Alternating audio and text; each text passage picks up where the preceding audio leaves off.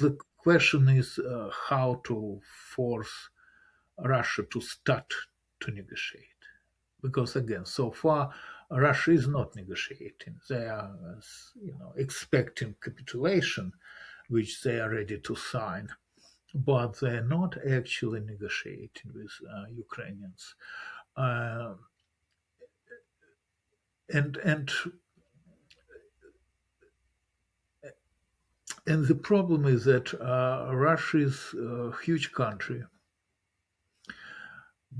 but indeed this is a country of one city, and this city is Moscow.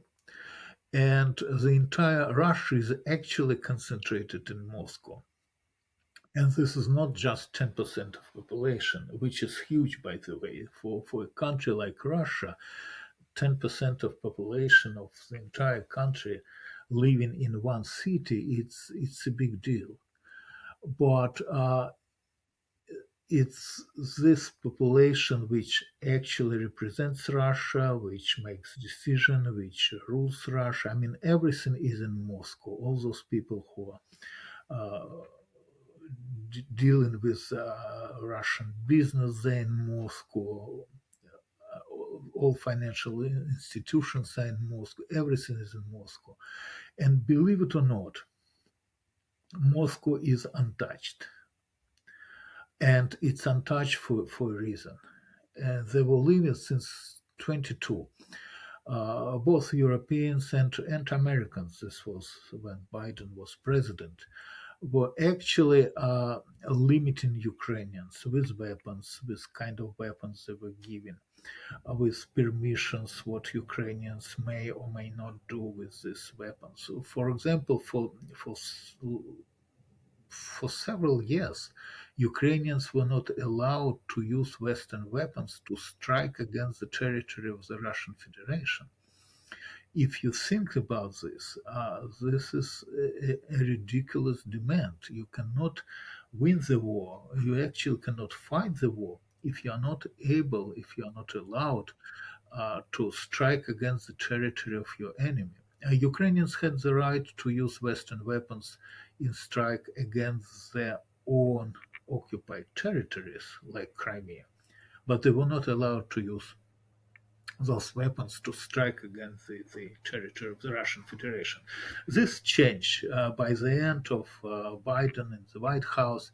This changed, and Ukrainians basically were allowed to use Western weapons, and with time they started to get Western tanks and Western planes.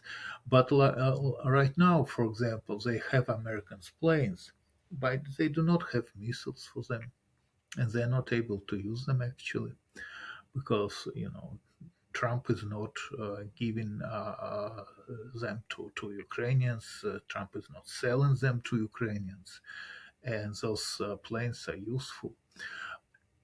And believe it or not, until now,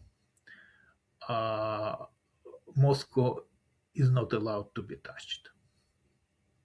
Even now, Europeans do not give Ukrainians long-range missiles, because they know that Ukrainians will use them in strikes against Moscow. But this is the only development which could change the course of this war. Otherwise, Russia will fight forever. Are they able to fight forever? Yes, they are. Yes, they are. They might have difficulties with money. They might have deficit of the budget, which is much greater than officially announced. But this will not stop the war. This will not force Russia to negotiate. The only reason they will start to negotiate is if Moscow is under attack.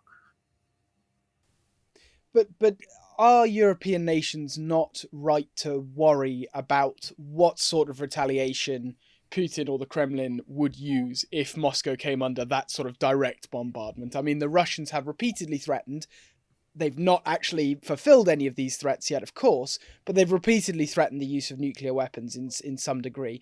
Is that not a risk if Moscow is bombarded? Correct. Let's put it this way. This is the only reason Ukrainians are not getting long-range missiles from European allies. Uh, but we have to remember that we hear those red lines, which Russia presents to both Ukrainians and Europeans from the first day of the war, and we know that basically this is bluff, that they are bluffing. I do understand the problem. It's very difficult for a responsible politician to claim that a bluff of nuclear strike is a bluff. Oh, don't worry, guys. I mean, they are bluffing. We will give Ukrainians what they want. Let them attack Moscow. Oh, we know Russia is bluffing. They won't do anything. But I understand that this is kind of impossible situation for any European politician. This is not going to happen. I mean, there's a reaction like this, but at the same time, at the same time, uh, unless Ukrainians are able to strike against Moscow, nothing will be changed in this war for better. And the question is, how long realistically Ukrainians could hold the front. I mean, they do have motivation, they do have people, they do have weapons, but Russia is destroying Ukraine from the air every day. And if you see footages of the cities which either Russians are taken by the end of the local fight for a city, or Ukrainians are freeing, they take a city back from the Russians. This would be a city where not a single house is intact. I mean, it's a completely ruined territory, and that's what Russians do when you slowly proceed deep into Ukrainian territory. Uh, if Ukrainians are able to stop it entirely, this is great. If they would be able to take some territories back, this is even greater. But what they're getting back is a completely ruined territory where not a single alive person is, and not a single building standing. And if Russia is allowed to destroy Ukraine from the air, and this conducts this one-way operations when Ukrainians are not able actually to answer with the same because they do not have weapons for this, uh, then at one point we probably would see Ukraine, which might be completely ruined, and it might be very difficult to hold positions in that ruined Ukraine. And the problem is that even if we allow ourselves to be cynical, if the idea is, well, let Ukrainians fight and we will help them, right? But let them fight, and then this war will never come to us. This is probably a wrong approach because once again, and this is not a secret, as soon as Ukrainian front is broken, Russian troops will move into Europe. By the way, every single plan which Trump and Putin presented to Ukraine as peaceful plans included complete or partial demobilization of the Ukrainian army. Not a single plan included demobilization of the Russian army. And the question is why? And we know why, because Putin is not planning to demobilize the Russian army. Putin is planning to invade Europe.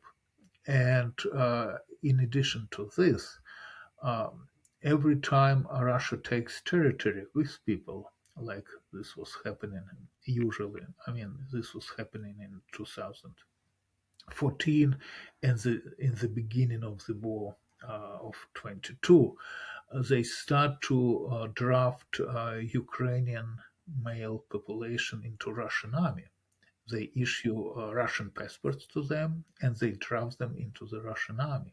So for Putin, this is not just a fight for Ukraine. This is not just a fight for territory. This is also a fight for population, for male population, which he plans to draft into Russian army. And some of that population, by the way, has great military experience after these 4 years of war. So it's going to be very, very dangerous if Ukraine is taken for Europe. And then we will see the classical World War III, because countries which are bordering Russia from the European East, Russian West, these are motivated countries. We may name them: Finland, Sweden, the Baltic states, Poland, Ukraine. Right? They're going to fight. They're not going to surrender. They're not going to capitulate like Putin hopes. They're going to fight, and then Europe will be in World War III. So, is it risky to make a political decision and to give Ukrainians long-range missiles? No, I do not think so. I understand why European politicians think that this is risky, but I do not think so. Will Russia use nuclear weapons? No, Russia will not use nuclear weapons. There was an idea, I'm sure that Putin came with this idea, of course, to move nuclear weapons to Belarus and to strike Europe from Belarus. So retaliation will be against Belarus and not against Russia. But at the end, uh, as far as we know, Russia never moved nuclear weapons to Belarus. Maybe because they were afraid of preemptive strikes. Because I would argue that if Russia moves nuclear weapons to Belarus, then Europeans and Ukrainians have preemptively strike against nuclear weapons in Belarus. Well, like Trump is doing now against Iran. And the second reason might be that probably Putin was afraid that Ukrainians would find the way to take control of that nuclear weapons and to move it to Ukraine. And the third reason might be that Putin doesn't really trust Lukashenko, because who knows, Lukashenko might try to become an independent dictator if he has nuclear weapons. So one way or another, Russia didn't move nuclear weapons to Belarus. And I do not really think that Russia is, how to say, is able to come to a decision to use nuclear weapons. I think this is not happening for many reasons, including the main one that you really do not know what's going to happen after you use it. It's very difficult to make all these calculations. So I do not think that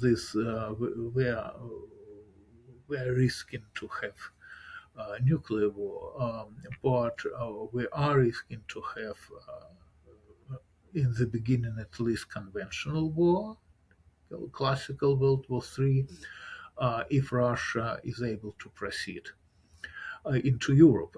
As long as we have a Ukrainian army, this is not going to happen, because Russians do not have ground forces to invade Europe while they're involved in the battle against Ukraine.